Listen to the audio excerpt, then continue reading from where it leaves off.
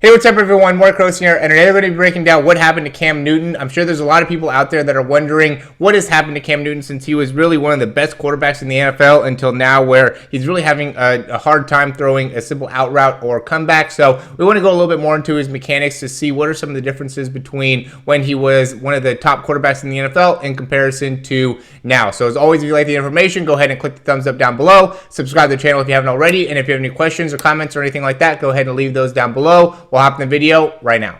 Okay, so on the right we have a video from Cam Newton's MVP year, and then here on the left we have some video from earlier on in the year. And I just went into Cam Newton's highlights, and so this isn't necessarily bad throws that he's making, but you know, the difference between when I've seen him skip some of the balls into the ground in comparison to, you know, just his general mechanics, I see a lot of the same similarities. So I didn't think that we necessarily needed to look into exactly what are a bad ball in particular. All right, so anyway, we'll go ahead and hop into, or we'll start the video here. So, you know, one of the big things that is just, to me, not right with the mechanics to start is you can see when he steps, he really steps off to the side a ton when he goes into his throwing motion. So he's all the way kind of face over to the left, and then he tries to throw back across the body, and even this one isn't a very accurate, right? You know, he has a receiver that's pretty wide open. He throws it, so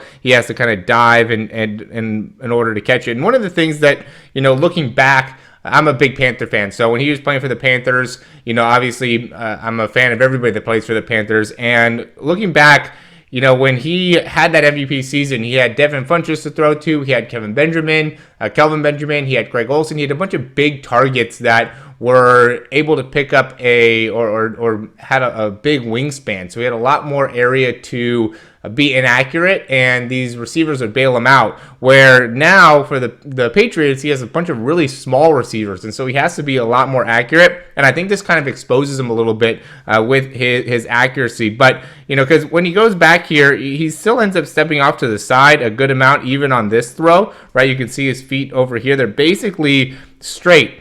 But what happens is, you know, and he has that bad habit of dropping that elbow down as he's going through the throw. But here he gets a little bit more external rotation, right? So he lets that arm get full range, where here he's not able to get as much external rotation within his throw, right? So he just doesn't have the same bendability as he did before. But overall, you know, what I think is his biggest issue is he just immediately opens up, right? So in this position, he never gets any disassociation within his hips and his shoulders, right? We talk a lot about being able to open up through the hips first, keep those shoulder closed, and then use that rotation within the upper body to take some of the pressure off of the arm, as well as to help you in honing in exactly where it is that you're trying to throw. It makes it so you can more effectively get your elbow facing straight ahead, right? But you can see for him, what he has to do is like basically turn all the way off to the side, and then as he's extending that arm, you can see his body's going this way,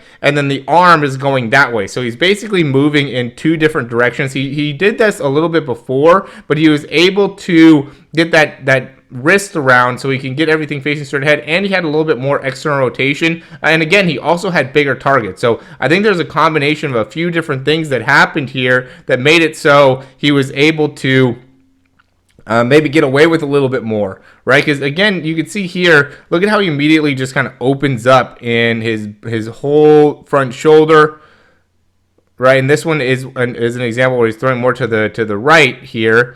But I just wanted to show you another example where he's basically using all his arm, right? So notice here, he turns open his hips, right? Turns open his upper body. So, you know, in this point, he really can't create very much force from the body. The only momentum that he ends up really getting is that like lean over to the side. And that's why when you see him really try to create a lot of force on the ball, he really just like falls over a ton with his head, right? He almost like looks over to the sideline or you know, way over to the side as he's trying to throw and put a ton of velocity behind a ball, which is not going to be effective, right? I mean, he is one of the biggest overall athletes in you know, the quarterback position, and so he's able to get away with a lot more just because of his pure size. But you know, in terms of being able to really make a big difference in improving his mechanics, I would just start with being able to just get his hips and his shoulders to be able to create some level of disassociation, some level of rotation in the lower body while keeping that front shoulder closed, to make it so then he's able to generate some type of first hip extension, right? We talk about that a lot with like Patrick Mahomes.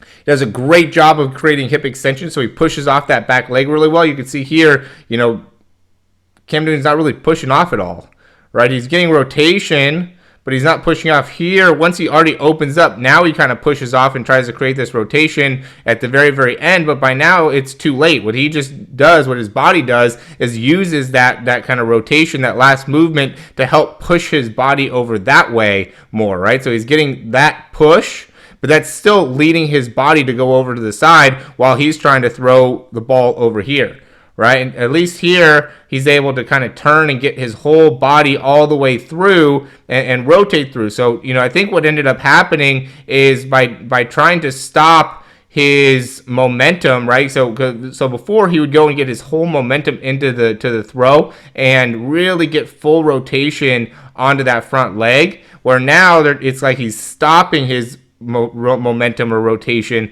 as he's coming through, and he starts to kind of do that hitch step, like an Aaron Rodgers type hitch step, but that stops his overall momentum as he comes through. And I think that's one of the big things that really impact his overall accuracy. Before, I think he would come all the way through with his arm, all the way through with his body, and so I think it would make it so he could at least maintain a good amount of force within his overall momentum of the body, where now he's just using basically all arm and, or his neck a little bit, his head and his neck a little bit, kind of falling over to the side. But other than that, he's not really using very much of his, core, lower body, hip extension, anything like that, to be able to really maximize the throw. So yeah, I was thinking that a lot of people would probably be curious in a video like this, just because, obviously we've seen a lot of Cam Newton's successes, and then we're seeing a lot of struggles with Cam Newton. So want to be able to just provide some insight on why that could be happening. This isn't, 100% of the reason, but just some things that we could see that he can potentially change. And hopefully, if you guys see some of these mistakes within your own mechanics, you would be able to adjust that yourself. So as always, guys, thanks for watching. We have some options within throwing breakdowns within the throw program, within Quarterback University. We just are adding as much overall content and ability for you guys to be able to make big differences within your mechanics. As quarterbacks, that's going to be the biggest thing. If you don't have the right mechanics behind your throw, you're not going to be able to throw the ball as hard. You're not going to be able to have a great release time. You're not going to be able to have as much accuracy. So when you're sending videos to us, we'll just go and break them down and give you a better explanation of exactly what it is that needs to be worked on and improved, as well as give you some drills and some exercises to be able to fix that. So we have a couple videos that are playing right now to be able to show you some of those examples. But if you have any more questions and want to find out more, you can always click some of the links down below in order to either reach out to me or find out more information about the actual programs or breakdowns. So as always, thanks for watching. We'll talk to you soon.